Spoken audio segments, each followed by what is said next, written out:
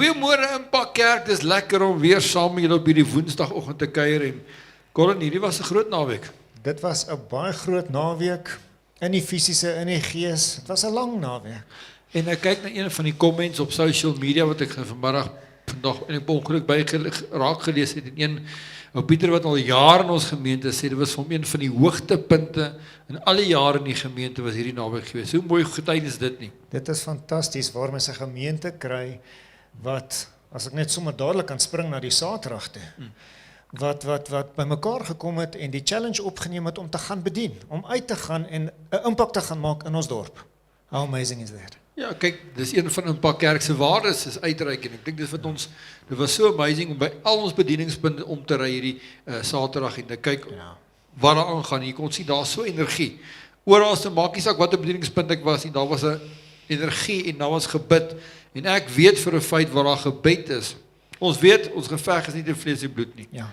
Maar en ek glo dat in die geesteswêreld moes daar oor Alberton 'n verandering gekom het. Verseker. Daar moes 'n impak begin maak die Saterdag. Net so gevolg van ons vraag staan en bid het. Elke kar wat verby ry, ek het gesien hoe van ons span hulle hande uitsteek omtrent elke liewe kar toe vir daai karre bid en die boodskap van hoop uitdra. Hoe amazing is dit nie? Ja. Kyk, as jy daai hande so sien uitgaan het, dan sien jy die mense kyk hulle half om net te sê wat maak jy? En dan kom die smile. Dis fantasties geweest. En dis nog buite die 2.500 vlaggies wat ons reg deur die dorp, nie net vlaggies geplant het nie. Ek weet ons noem dit in die vlaggies, maar elke vlag wat in die grond neergesit was 'n gebed vir daai huisgesin. Ja. Aan die ander woorde, daar's vir buiten die bedieningspunte is al vir 2.500 huisgesinne in Alberton fisies gebid, voor die huis erf gestaan en vir hulle gebid. Hoe amazing is dit nie? Ja. Is dit nie wat Jesus sê? Hoe moet ons bid? Laat jou koninkryk kom. Ja. Op daai areas, by daai gesinne, by daai families, by daai huwelike, soos wat dit is in die hemel. Ja. Laat dit so wees. En ons vertrou en vir jou wat luister, moenie ophou bid nie, moenie ophou bid vir jou dorp nie, moenie ophou bid vir jou straat nie, moenie ophou bid vir jou bure nie. Hou aan bid, die Here is werklik waar besig glo ek om 'n wolk van heerlikheid oor hierdie dorp te sit. En ons gaan binnekort, wel ons sien dit al klaar, die Here is besig om groot te doen in die dorp, maar ek glo herlewing is nader as wat ons dink, as ooit van tevore. Amen. En ons bid dit vir die skole. Bid dit vir die skole, ons bid dit vir ons regering, ons bid dit vir die polisie, ons bid dit vir man, you name it. Dat Alberton regtig net die guns van die Here sal sien, soos wat dit nog nooit was nie. Amen. Amen.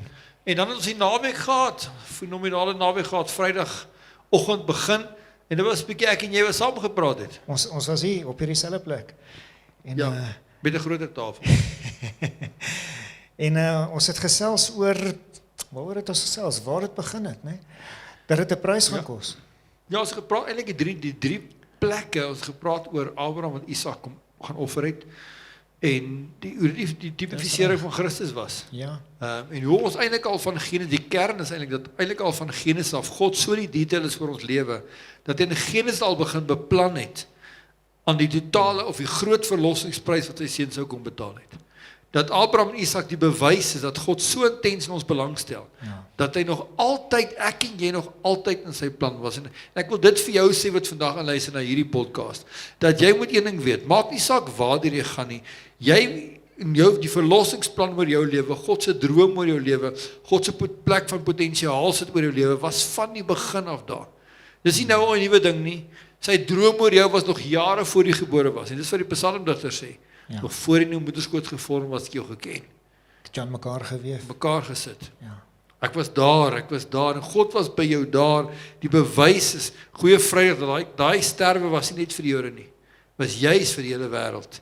En dit was al so lank beplan, so lank vooruit al beplan, is nie so nie. Ja, van die begin af. Ons het gesê daai dag dat God het dit al beplan in Genesis 3, waar hy gesê het, hier gaan iemand kom, wat die vloek gaan breek, waar die slang se kop gaan trap, en hulle gaan probeer om hom aan die hakskeen te byt. En dit het nie gebeur nie. Ja, en met ander woorde, dat God se plan vir ons al in Genesis 3 begin, sy droom, Karel, Colin, en wat ook al jou naam is, het al in Genesis 3 in die prentjie begin inkom. Verseker. Dit is nie amazing nie. Ja. As dit nie Johannes 3 vers 16 in konteks bring nie, dat God die wêreld so lief gehad het, dat hy al in Genesis 3 begin beplan het, sodat ek en jy vandag hier kan sit, hoeveel duisende jaar later, in sy guns kan word. En op daai oomblik was daar net 2 mense gewees. Ja, uit daai 2 mense het beplan, dat jy en ek, dat daar goeie Vrydag sou wees. Dat daar kruis sou wees wat die volle prys vir ons sou betaal. Dit is ongelooflik. En Genade. dit is verseker genade. En dan die prys wat betaal is, het sy krag gekry Sondagoggend. Ja. Ja, en ek wil graag hierdie skrif gee, 1 Korintiërs 15 vers 14, en dis half die hoogtepunt van die naweek. Maar as Christus nie opgewek is nie, sou dit beteken dat ons verkondiging geen substansie het nie, en dat julle geloof ook platval. En kom ons trek dit gou terug na wat ons nou gepraat het. So van Genesis af begin ons sien hoe God hierdie plan van Christus regdeur, en as jy regtig wil gaan studie gaan doen, wil ek jou motiveer. Jy sal nou weet wat die woordskool doen, en Jesus is die kern van elke hoofstuk, selfs in die Ou Testament. Ja.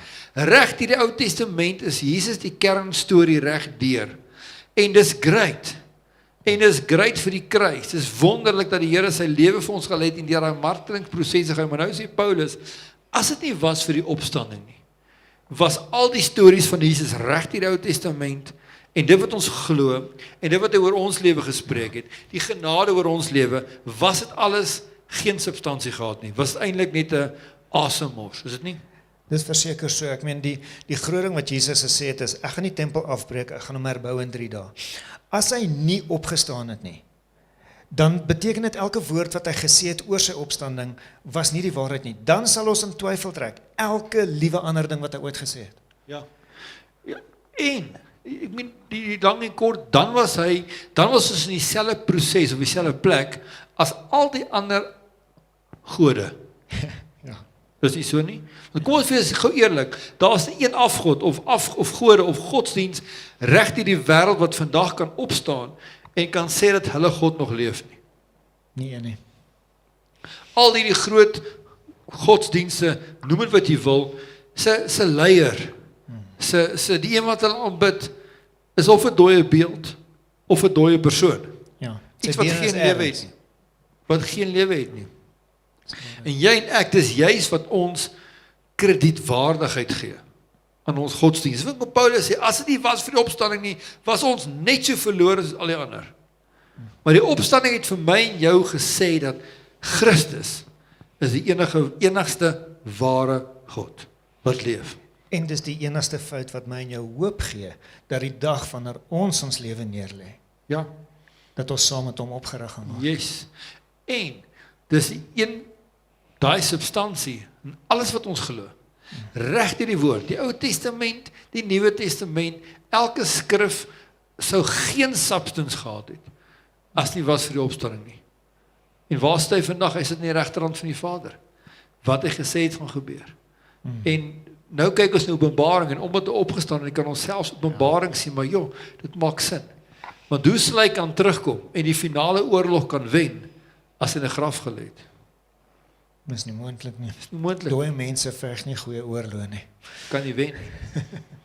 Na 3 dae staan hy op, Amen. en hy wen, en jou God leef, en dit gee jou geloof die substansie, dat jy die ware God aanbid, En die dat- feit dat hy lewe. En dat elke belofte kom God, Ja. en hy sê is ja en amen in Jesus Christus. Elke Ja. belofte van God, Ja. deur dit wat hy gedoen het. Ja, so elke belofte in die woord van God is my en joune.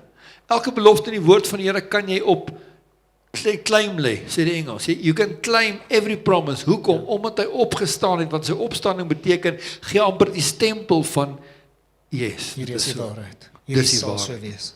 Jy kan vandag jou Bybel vat, en jy kan daai Bybel deurlees, en jy kan besef, hierdie Bybel is die waarheid, omdat God opgestaan het.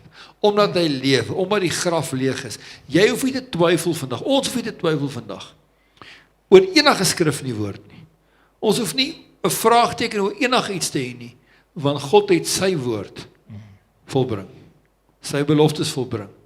Die enigste God wat dit kon doen, en wat dit gedoen het. Al die ander gode is dood. Ons God leef. Is dit nie so nie? Wow. En hy kom terug vir ons. En hy kom terug vir ons. Ja, ons is reg om weer te preek. Ons het baie dienste gehad, maar ons is besig. Ja. Ja, what a day that will be. Wow, kan nie What a day wag. that will be. Kan nie wag nie. Hy kom terug vir elkeen van ons. Ja. as jy geglo het met jou hart en bely het, geglo het in jou hart, bely het met jou mond, sê hy dat ons sal saam met hom opgerig word. Ja. En kan ek vir jou sê, wat dalk vandag inluister, as dalk kom jy per ongeluk op hierdie podcast afgekom en net dalk het jy nog nie hierdie lewendige God ontmoet nie. Net dalk het jy nog nie jou lewe op hierdie plek gekry waar jy jou hart met sy hart van selfig is, dat jy regtig kan sê, hy is jou aangeneem as jy vir 'n persoonlike verlosser nie. Net dalk is jy nog nie op daai plek nie. En ek wil jou vandag vra, vat die vermoedigheid, kontak ons. Ons wil graag saam met jou hierdie journey, so ons wil jou graag help om hierdie lewende God te ontmoet, die God van substansie, die enigste ware God ontmoet. Ons wil jou graag help. Moenie daar sit en wonder nie. Moenie sit en wonder, wat is hierdie nie. Moenie sit en wonder oor watter God nie. Ons kan jou vertel van die ware God, en ons wil hierdie journey saam met jou stap. Moenie sterwe, sonder dat jy jou hart met Jesus reggemaak het nie. Amen. Die enigste ware God nie, wat sy lewe afgelê het vir jou, wat jou so lief het, dat hy sy enigste seun gegee het, sodat jy vandag die ewige lewe kan hê. 'n Lewe soos in Johannes 10 vers 10, lewe en die volheid daarvan. Ja. Dis sy hart vir jou. Moenie sterwe voordat jy nou saak met die Here reggemaak het nie. Kontak ons. Ons wil graag saam met jou die journey wil stap. Amen. Amen. God bless you. Ek weet daar is nou meer lang naweek as weksdae die volgende paar Sondae, maar God bless you en ons sien uit om Sondag weer lekker die Here se naam groot te maak en net sy hand op. Was nie lekker ter afsluiting om te sien hoe ons hierdie naweek 'n stampvol dienste het. Al ons dienste, eerste, tweede diens, derde diens, vierde diens, vyfde diens, sesde diens, soort gevoel altans. Dit was amazing en ek sal leer julle dat hierdie naweek vir julle net so belangrik was. Dis wat vir ons geloof is, soos wat Christus was. God bless you.